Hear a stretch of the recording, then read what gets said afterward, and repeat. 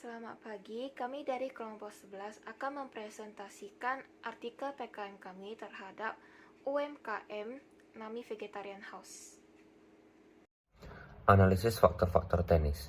3D, ada design, develop, dan deliver. Kalau desain itu, Nami House Vegetarian menggunakan desain tempat yang simpel, luas dengan plafon yang tinggi, serta ruangan yang terbuka, sehingga angin bisa langsung masuk ke dalam ruangan, kemudian juga dibantu dengan kipas angin sehingga para pelanggan yang datang makan ke sana dapat duduk dan menyantap makanan tanpa harus kemanasan dan juga membuat suasana di dalam tempat makan tidak pengap. Develop. Pengembangan yang bisa dilakukan oleh Nami House Vegetarian adalah dengan menyediakan beberapa alat-alat yang bisa mempermudah pekerjaan sumber daya manusia. Dengan itu, para pekerja bisa lebih cepat menyajikan, membersihkan, dan melayani pelanggan dengan baik, cepat, dan efisien. Ada deliver. Penyampaian atau cara melakukannya adalah dengan Nami House Vegetarian harus mengetahui apa kekurangan dan kelebihan mereka. Dengan itu, mereka bisa memberikan perhatian lebih pada kekurangan yang ada dan mengembangkan kelebihan UMKM. Yang kedua, ada embrace, adapt, dan use. Di era atau peradaban BUCA ini, orang-orang yang terlibat dalam UMKM ini harus memiliki kemampuan untuk merangkul, beradaptasi, dan menggunakan ilmu yang ada. Keadaan di mana orang-orang ini diperlukan untuk menjadi pemimpin atau anggota yang bisa membuat UMKM ini makin berkembang dan nyaman untuk didatangi masyarakat. Karena itu, tidak boleh adanya anggota atau pemimpin untuk merasakan kecemasan terhadap UMKM tersebut. Dikarenakan jika terjadi sebuah kecemasan akan terjadi tidak akurnya sebuah organisasi. Maka dari itu, sebuah pemimpin harus bisa embrace atau merangkul agar para anggota mereka agar bisa saling akur dan juga berinteraksi dengan baik. Ada juga adapt atau menyesuaikan diri dalam sebuah keadaan atau lingkungan. Para pemimpin harus memiliki coaching skills supaya membuat para anggota-anggotanya bisa menyesuaikan diri dengan ajaran yang baik. Ia bisa dengan nyaman dan beradaptasi atau menyesuaikan dalam bekerja di UMKM tersebut. Ada juga use atau menggunakan di mana para pekerja di UMKM ini menggunakan pekerjaannya sebagai pengalaman untuk menjadi lebih baik dan hal-hal yang dilakukan orang lain harus diamati agar bisa digunakan juga dalam diri sendiri. Yang ketiga ada cultural fit, people fit, technology fit, dan strategi fit. Yang pertama, cultural fit. Kesesuaian budaya antar karyawan di perusahaan dapat mempengaruhi tercapainya tujuan bersama. Cultural fit meliputi keselarasan nilai, keyakinan, dan perilaku antara karyawan dan pemberi kerja. Yang kedua ada people fit. Merupakan kesesuaian karyawan dengan pekerjaannya. Ketika seseorang karyawan cocok dengan pekerjaan, maka akan menghasilkan kepuasan dalam diri. Yang ketiga ada technology fit. Merupakan kesesuaian antara karyawan dan teknologi. Seiring dengan perkembangan ilmu, pengetahuan, dan teknologi yang begitu pesat, semua orang rata-rata menggunakan teknologi baik dalam kehidupan sehari-hari maupun dalam lingkungan kerja. Yang terakhir, strategi fit. Merupakan kesesuaian antara strategi perusahaan dengan kepuasan pelanggan.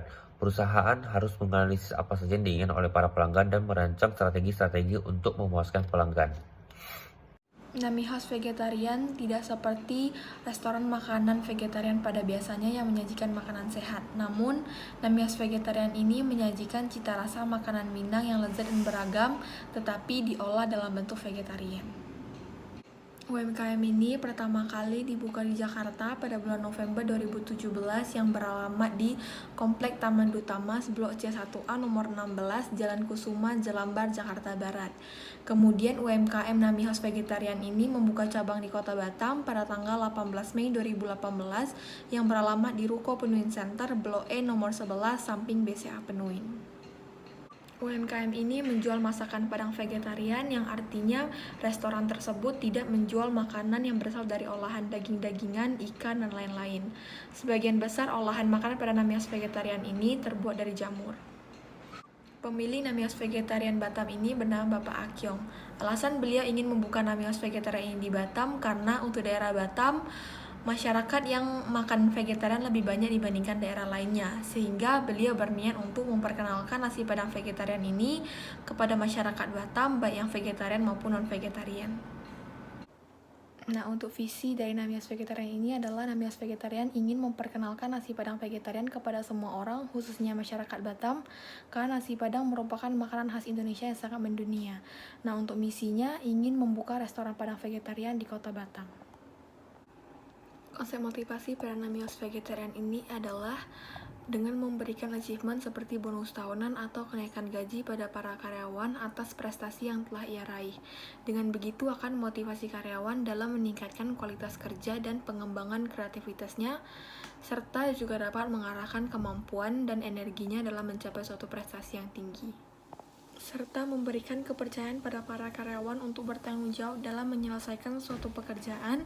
Dengan begitu akan mendorong motivasi bekerja seorang karyawan, dan ia juga pasti akan bekerja dengan penuh teliti dan berhati-hati untuk menghasilkan pekerjaan dengan kualitas terbaik.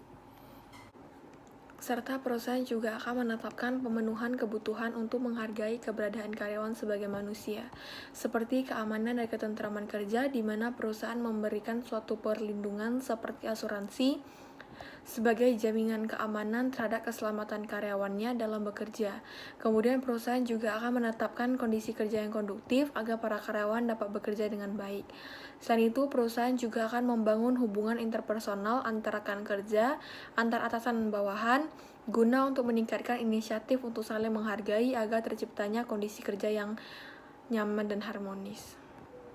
Kemudian selanjutnya itu adalah teori manpower planning. Yang pertama itu adalah job analysis, merupakan analisa yang dilakukan oleh pihak perusahaan terkait dengan jenis orang yang harus dipekerjakan berdasarkan persyaratan yang telah ditentukan oleh perusahaan tersebut. Kemudian yang kedua itu rekrutmen, adalah proses pencarian oleh pihak perusahaan dengan tujuan untuk menarik para pekerja yang dianggap telah memenuhi persyaratan kerja perusahaan tersebut. Kemudian yang ketiga itu adalah tes dan seleksi, merupakan satu jenis tes yang dimaksudkan untuk menyeleksi atau memilih calon peserta yang memenuhi syarat untuk mengikuti suatu program. Kemudian yang terakhir itu adalah interview, yang dapat diartikan sebagai kegiatan tanya jawab. Tahap ini merupakan penentu apakah seseorang akan diterima atau ditolak. Kemudian di sini terdapat teori dasar leadership dan change management, yaitu VUCA. VUCA merupakan suatu situasi di mana suatu bisnis yang sedang mengalami kerancuan, ketidakpastian, masalah yang kompleks, serta ambigu. Kemudian singkatan dari VUCA itu adalah volatility, uncertainty, complexity, dan ambiguity. Nah, volatility merupakan suatu situasi atau gejolak yang berubah dengan cara yang mendadak atau secara tiba-tiba. Kemudian yang kedua itu adalah uncertainty, adalah keadaan di mana suatu perusahaan tidak memiliki kepastian terhadap bisnisnya, serta sulit memprediksi sesuatu yang akan terjadi dengan akurat. Kemudian yang ketiga itu adalah complexity, adalah suatu keadaan di mana perusahaan mengalami masalah yang kompleks secara terus-menerus. Kemudian yang keempat itu adalah ambiguity. Ambiguity adalah keadaan di mana perusahaan mengalami kesulitan dalam menentukan setiap keputusan. Kemudian di sini juga terdapat leadership agile, di mana suatu perusahaan yang sedang bertahan dalam era VUCA seperti ini harus memiliki pemimpin yang super agile, di mana artinya dalam bahasa Indonesia adalah seorang pemimpin yang tangkas. Leader yang agile adalah orang-orang yang mampu menyesuaikan diri atau beradaptasi dengan cepat terhadap setiap perubahan lingkungannya. Kemudian agile leadership ini perlu untuk terus dikembangkan dan menjadi mindset yang bisa ditanamkan pada setiap SDM yang ada dalam suatu organisasi, agar perusahaan tersebut terus bertahan pada era VUCA ini. Kemudian leader yang agile adalah mereka yang mampu untuk mengidentifikasikan setiap masalah atau peluang yang ada, kemudian segera menindaklanjuti dengan tangkas, serta dilakukan secara konsisten dengan adaptif hingga mencapai tujuan sukses pada perusahaan tersebut. Kemudian di sini terdapat 5 ciri-ciri seseorang dapat dikatakan sebagai leader yang agile. Yang pertama itu ada people agility, adalah seseorang yang dapat bekerja sama dengan siapapun dan memiliki kemampuan dalam menjalin kerjasama yang baik antara satu individu dengan individu yang lain. Kemudian yang kedua itu adalah change agility, adalah seseorang yang mampu beradaptasi terhadap perubahan se-ekstrem apapun. Kemudian yang ketiga itu adalah result agility, adalah seseorang yang mampu terus menghasilkan dalam kondisi bagaimanapun.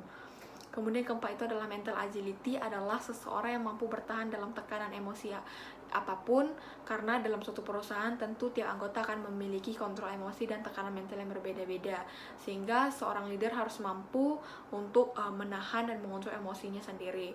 Kemudian yang kelima itu adalah learning agility, adalah seseorang yang mampu mempelajari dan memahami hal-hal baru dengan cepat. Di sini terdapat faktor-faktor teknis, yaitu 3D, ada design, develop, dan deliver.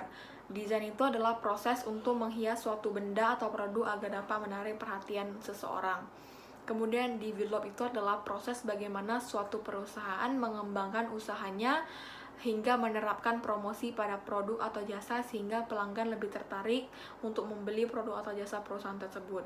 Kemudian yang ketiga itu ada deliver adalah cara penyampaian kritik dan saran oleh para pelanggan kepada pihak perusahaan dalam rangka menciptakan hasil yang diinginkan oleh kedua belah pihak. Teori awal motivasi. Yang pertama, hierarchy of needs theory. Terdapat 5 kebutuhan hierarki fisiologis, kebutuhan jasmani yang harus dipenuhi dalam diri manusia. Keamanan, suatu perlindungan atau rasa aman yang dibutuhkan oleh manusia dari bahaya fisik maupun emosional. Sosial, suatu penerimaan yang ingin dirasakan oleh manusia. Penghargaan, hal yang berhubungan dengan faktor internal dalam diri manusia. Aktualisasi diri mendorong diri kita untuk menjadi apa yang kita mau dan apa yang kita bisa. Yang kedua ada teori X dan Y, berasal dari Douglas McGregor yang memberi 2 pandangan berbeda tentang manusia. Yang negatif dengan label X dan yang positif dengan label Y. Ketiga ada two-factor teori, percaya bahwa hubungan individu dengan pekerjaan adalah hal yang dasar dan sikap terhadap pekerjaan dapat menentukan keberhasilan atau kegagalan. Keempat ada McClellan Theory of Needs, teori yang berkisar pada 3 aspek penting yaitu achievement, power, dan affiliation. Teori ini menunjukkan bahwa terlepas dari usia, jenis kelamin, ras, atau budaya kita semua memiliki salah satu dari kebutuhan ini dan didorong olehnya. Lalu teori motivasi kontemporer yang pertama adalah self-determination theory. Penentuan nasib sendiri adalah teori makromotivasi dan kepribadian manusia yang menyangkut kecenderungan pertumbuhan inheren orang dan kebutuhan psikologis bawaan. Kedua ada goal setting theory. Penetapan tujuan melibatkan pengembangan rencana tindakan yang dirancang untuk memotivasi dan membimbing seseorang atau kelompok menuju suatu tujuan. Penetapan tujuan dapat dipandu oleh kriteria SMART. Ketiga ada self-efficacy theory, adalah seperangkat keyakinan khusus seseorang yang menentukan seberapa baik seseorang dapat melaksanakan rencana tindakan dalam situasi prospektif. Keempat ada reinforcement theory, teori yang didasarkan pada hubungan sebab akibat. Teori ini menganggap bahwa untuk mendorong karyawan berperilaku positif maka dibutuhkan penguatan yang positif juga. Kelima, equity theory, teori keadilan atau keseimbangan merupakan teori yang menganggap bahwa tingkat kepuasan seseorang tergantung pada individu merasa adil atau tidak adil pada situasi yang dialaminya. Keenam ada expectancy theory, teori ekspektasi adalah teori yang menganggap bahwa individu akan berperilaku positif demi mencapai tujuannya. Bab 3 metodologi, lokasi penelitian kami berada di Nami House Vegetarian, Komplek Ruko Penguin, Kecamatan Lubu Baja, Kota Batam. Waktu penelitian kami dari 10 Maret 2021 sampai 27 Maret 2021. Para peneliti mengumpulkan data melalui pertama data online atau internet searching, yang berarti kami mendapatkan informasi yang dapat didapatkan secara langsung di internet. 2. Pengambilan referensi dan informasi oleh para peneliti dengan sistem kepustakaan terbuka. Ketiga, wawancara. Para peneliti mendapatkan informasi yang diinginkan objektif dan berimbang dari segala pihak dengan mudah. Keempat, deskriptif. Sampling yang digunakan oleh kelompok kami adalah judgmental sampling. Kelompok kami juga akan menyajikan analisa kepuasan staf dalam bekerja dan beberapa permasalahan yang mungkin ditemukan dalam UMKM dengan membagikan kuesioner kepada staf. Di dalam analisis data Nami House Vegetarian, kelompok kami menggunakan teknik analisis naratif. Bab 4. Hasil pembahasan dan analisis. 4.1 Hasil pembahasan. UMKM yang kami jadikan objek penelitian saat ini berada di Kota Batam.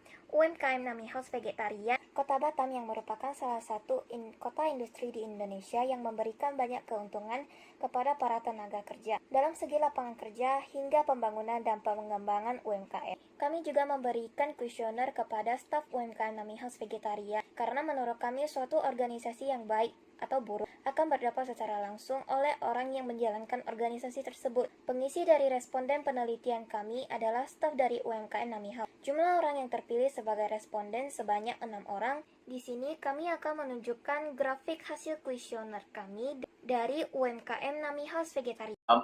Hasil pembahasan dan analisis. Gambaran umum objek hasil penelitian yang kami gunakan adalah UMKM yang kami jadikan sebagai objek penelitian saat ini berada di Kota Batam. UMKM yaitu UMKM Nami House. Usaha Mikro Kecil Menengah Batam. Kota Batam yang merupakan salah satu kota industri Indonesia yang memberikan banyak benefit bagi para tenaga kerja dalam segi lapangan pekerjaan hingga membangun dan pengembangan UMKM. Gambaran umum responden. Pengisi dari responden penilaian kami adalah staf dari UMKM Nami House. Jumlah orang yang terpilih sebagai responden ada sebanyak 6 orang dengan identitas, jenis kelamin, usia, dan beberapa pertanyaan yang diberikan. Ini merupakan tabel berdasarkan jenis kelamin, usia, analisa. Analisa berdasarkan mata kuliah yang kami gunakan yang pertama. Perilaku organisasi. Hasil analisa kami dari UMKM Nami House Vegetarian adalah kurangnya motivasi karyawan dalam meningkatkan performa kerja. 2. Manajemen SDM. Hasil analisa kami dari UMKM Nami House adalah tentang manajemen sumber daya manusia adalah kecemasan akan di PHK karena pandemi sedang terjadi. Pemimpinan dalam SDM. Hasil analisa kami dari UMKM Nami House Vegetarian adalah masih belum banyak penerapan peradaban FUKA secara maksimal. Dan yang keempat itu adalah manajemen perubahan. Hasil analisa kami dari UMKM Nami House Vegetarian tentang manajemen perubahan adalah teknologi yang masih minim. Setelah mendengar beberapa penjelasan-penjelasan dari teman-teman saya sebelumnya, maka dari itu dapat kami simpulkan bahwa terdapat beberapa kelemahan yang nantinya akan menimbulkan masalah bagi UMKM. Maka dari itu, kami juga akan memberikan saran-saran. Nah, untuk saran yang pertama yaitu pengaplikasian sistem Employee of the Month. Saran kedua yaitu pembaruan sistem manajemen dan marketing UMKM. Dan yang terakhir adalah peningkatan penerapan FUKA. Sekian yang dapat kami sampaikan pada presentasi kali ini. Mohon maaf jika terjadi salah kata. Terima kasih atas perhatiannya.